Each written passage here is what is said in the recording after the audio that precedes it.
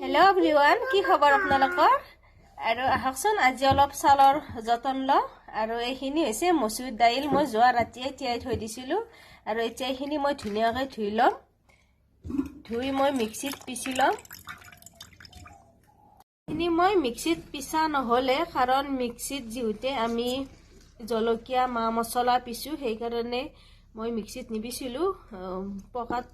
ধুনীয়াকৈ ধুইনে পকাখনতে মই পিছি ললো আৰু ৰাতিয়ে ভিজোৱা কাৰণে ইমান ধুনীয়াকৈ মিহি হৈছে দেখিছেনে আৰু ইয়াৰ কাৰণে মই লৈছো এয়া দৈ ঘৰতে বনোৱা হয় আৰু এতিয়া ঠাণ্ডাৰ সিজন যেহুতে দৈটো হওঁতে 3 দিন 4 দিন প্ৰায় লাগে আৰু এইখিনি মই স্কিনৰ লগাবৰ কাৰণে বনাইছিলো আৰু এতিয়া এইখিনি ইয়াতে মই এড কৰি দিম দৈখিনি আৰু লগতে এয়া মই 2 টোপাল মান দিম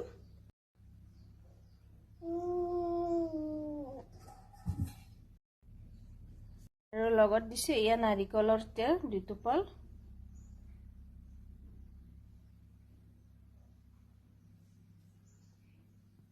এতিয়া এইখিনি ধুনীয়াকৈ এড কৰি লম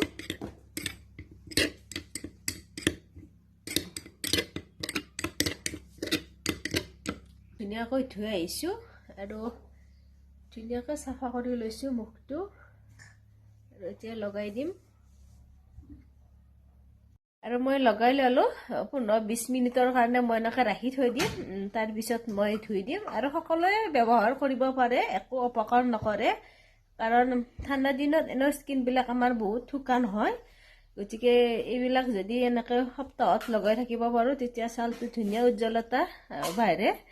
আৰু এতিয়া মই 20 মিনিটৰ কাৰণে এনেকৈ ৰাখি থৈ দিম তাৰ পিছত মই ঠাণ্ডা পানীৰে ধুই দিম আৰু এয়া মুখখন মই এতিয়া ঠাণ্ডা পানীৰে ধুই আহিলো প্ৰায় 20-25 মিনিট মই ৰাখি এয়া দেখিছেনে ইমান ধুনীয়া মানে কিবা নিজৰে লাৰি কিনে ভাল লাগে কোমল কোমল হয় মুখটো সব হয় আৰু আজিৰ ভিডিঅ'টো লৈ বাই বাই